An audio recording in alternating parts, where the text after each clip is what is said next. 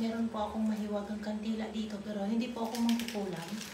Ito po ay pag umapoy na ganyan po siya dyan. Ang malaantik po kaldero naming maitim.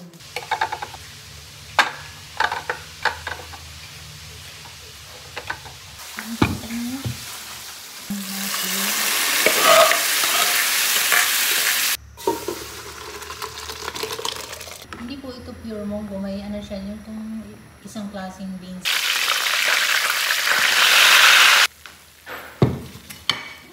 Malapit na mauwan. Gutom ako sa inyo. Hanggang sa inyo lahat, ang sarap ng isda.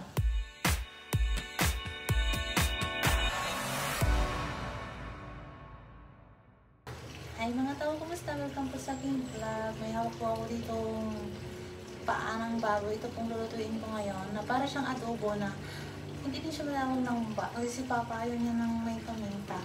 Simple luto, bawang, sibuyas, bombay at kung ano pang lalaki ko dito. Kusinira po kasi ako. Ito po talagang rangko po. Buhay, elementary pa lang luto na talaga ang buhay ko. Kita niyo naman siguro yung kamay ko puno sa ugat kasi luto. Pagkatapos sugas ka na pa ako kasi pag-charla. So, but anyway, sana po ayaw bigyan lahat dyan. At welcome po sa ating luto-luto vlog dito po sa aming Dirty Kitchen. Alam niyo naman, pag probinsya may mga ganito din tayo, lutuan. Yung kahoy ang gagamitin ba? So ngayon po, hugasin ko muna itong karne at isunod natin ang kaldirong maitim na mahiwag ng kaldirong maitim pala. Ito yung karne na lulutuin ko para baboy. Ang pagluto nito ay gawin ko siyang parang adobo. Kaso nga lang, si Papa ayaw na may paminta. Ayaw niya ng mga paminta eh. So, simpleng ano lang. Mukhang adobo na mukhang kumba din. Kumbaga katsamba ulam na naman to. Katsambang ulam pala. Hiwa tayo ng sibuyas bombay. May ano dito, sibuyas bombay na pula. Ganito talaga madalas ang sibuyas bombay natin dito sa Pinas. Ako po yung kusinira dito sa amin since ano pa lang ako eh.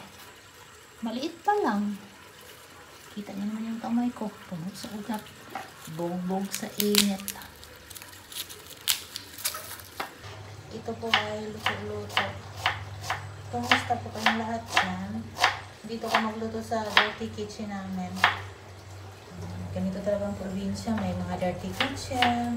Yung kahoy ang gagamitin ko sa pagluto. Kasi lalaga po to ng ilang oras. Paa kasi ng ano yung baboy. Para hindi gano'n sa gas.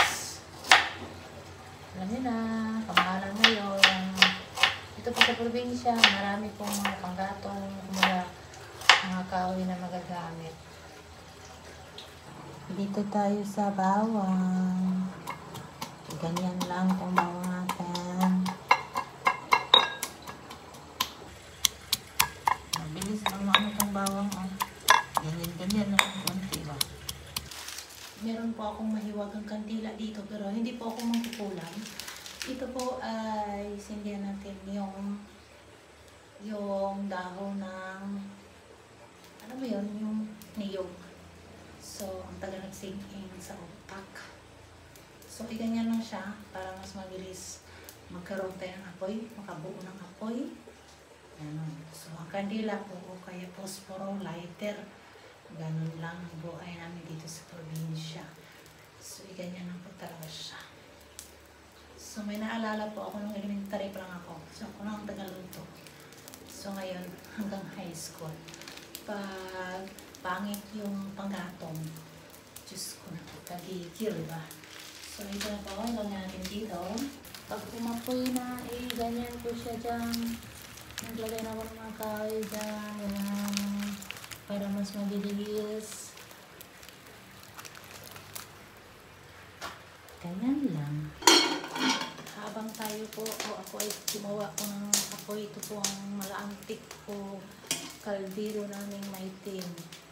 Ibasan ko na to.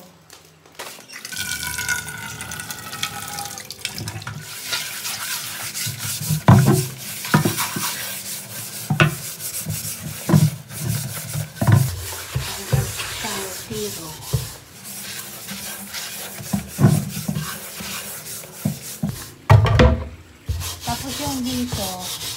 Talagang ano to, ang kulay niya ay black ninja. Black kaldero. Talaga ang buhay. Pag probinsya may mga kaldero kami mga maitim. Ito po ay mga antik. Mga antik na ata.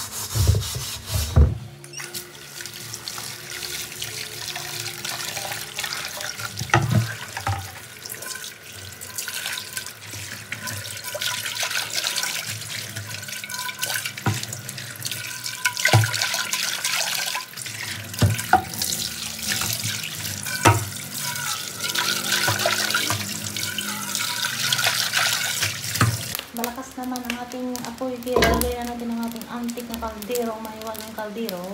Lagyan na natin ang mantika. Ihagis na natin ang bawang.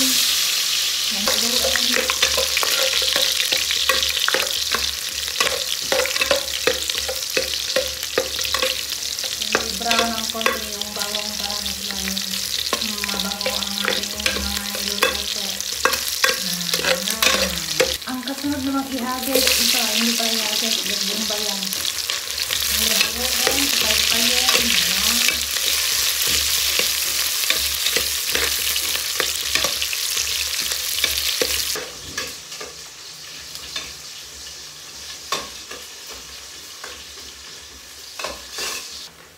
Lunod ang karne.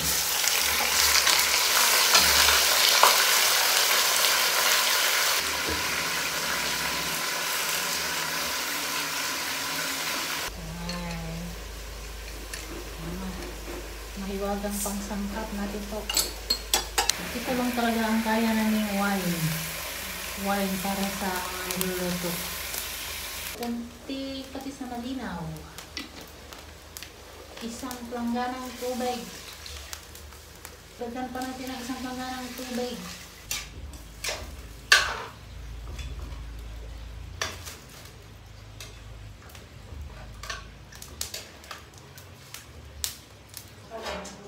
Buti na lang no, may maiwagat tayong pagtakip para hindi masunog ang ating mukha.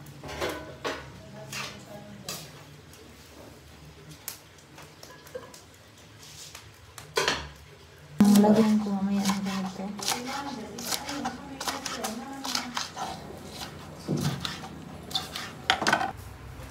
Ano pa mga kromong kayo? Maganda. Sige ka kuha niyo. Your pada. Your boyfriend? Your pada. Boyfriend mo? Kung gusto mong tumulong, it's up to you.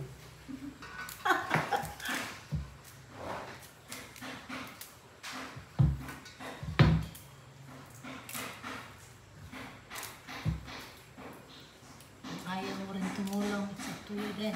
It's up to you. Kung tutulong ka, mas mabuti, mas maigi.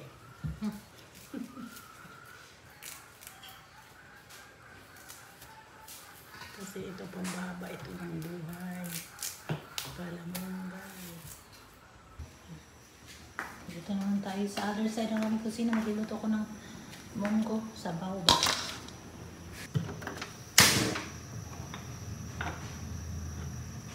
Luto na naman tayo ng munggo. Ito po ay one day food. Kumbaga hindi na ako magluluto sa gabi.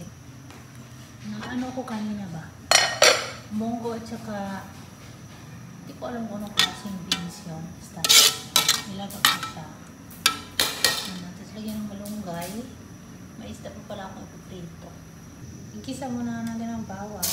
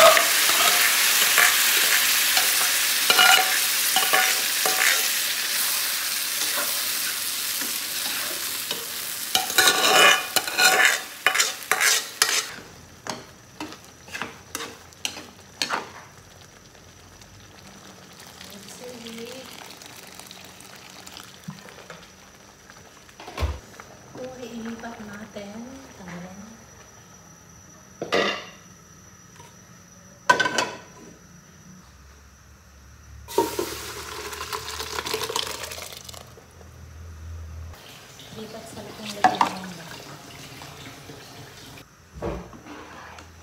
Nilipat ko siya sa malaking. Kumusta naman ko dito? Ayun. Ano na siya? Kunti na lang yung tubig.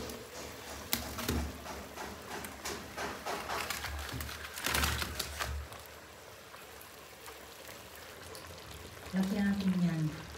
Ayan. Lagyan natin ito. Kunti na lang yung sabaw pala.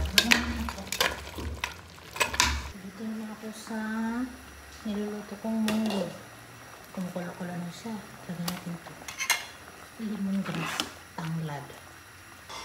Iba pang mga sangkap sile.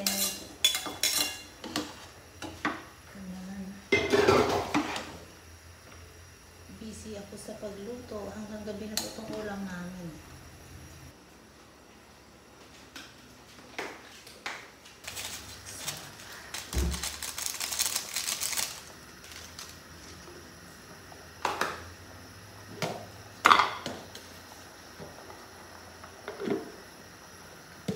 Kunting asin.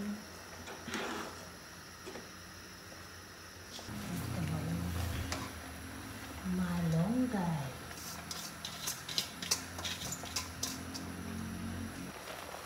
Ito yung hinahanap namin. Sa ibang bansa ka, walang malunggay talaga. Kaya habang nandito sa Pinas, kain ko ng maraming malunggay. Tikman ko ngayong niluluto ko. Sarap. Sarap po talaga ako magluto. Char lang. Munggo na may malunggay. Hindi po ito pure munggo. May ano siya, yung isang klaseng beans na medyo mahaba siya ng konti. Naluto na aking sabaw.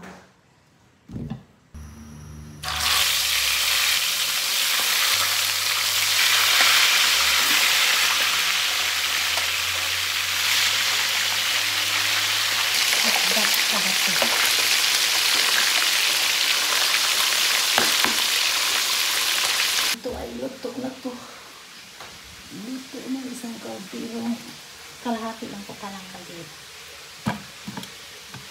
Tingnan natin. Chararang!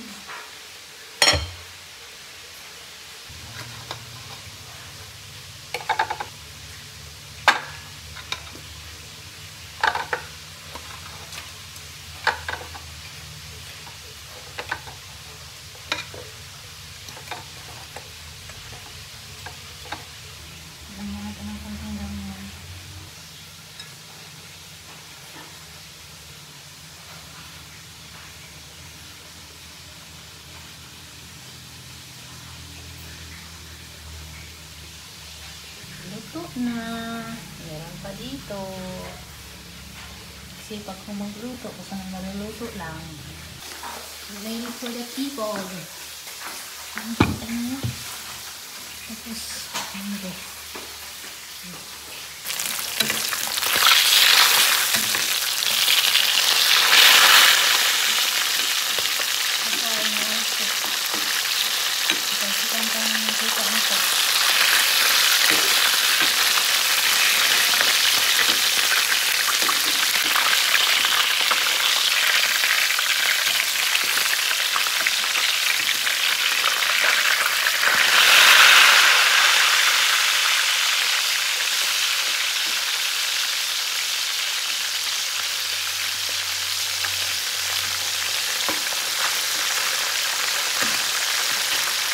sausawan sa isda.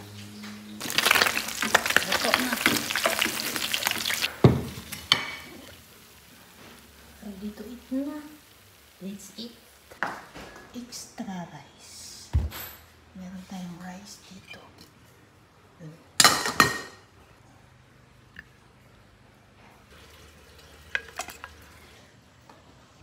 Ako na lang ang walang kain. Lahat po ay busog na. Dahil ito po ang aking kusina. Nagpahuli po ako kasi alam niyo na may vlog-vlog po ako. Kain tayo sa inyong lahat. So, ito. Meron akong munggo. Napagod ako sa pagluto. Kasi nagsimula ako magluto nito 9. Ngayon po, kumakain sila ng 12. So, ngayon, malapit na mag-1.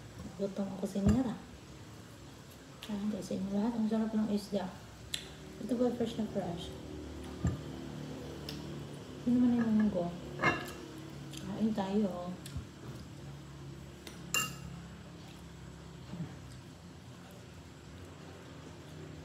Ang sarap nito.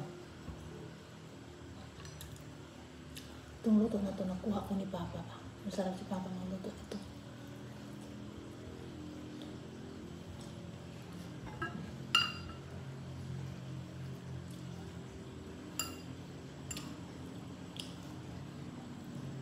Itong isda na to, isda sa bato.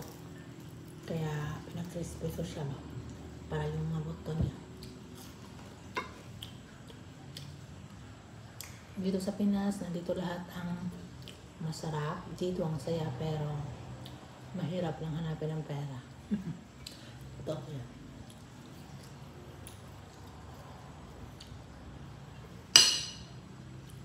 So ako yung tagaluto, pero ako yung payat.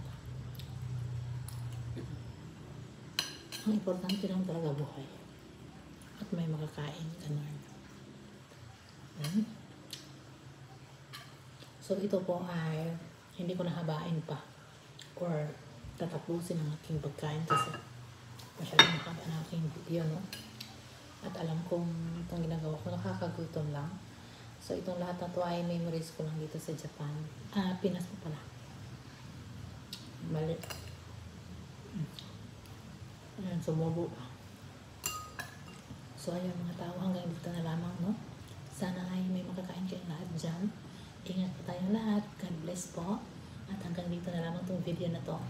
So magkita-kits na lang tayo sa susunod ng mga videos, vlogs, and more.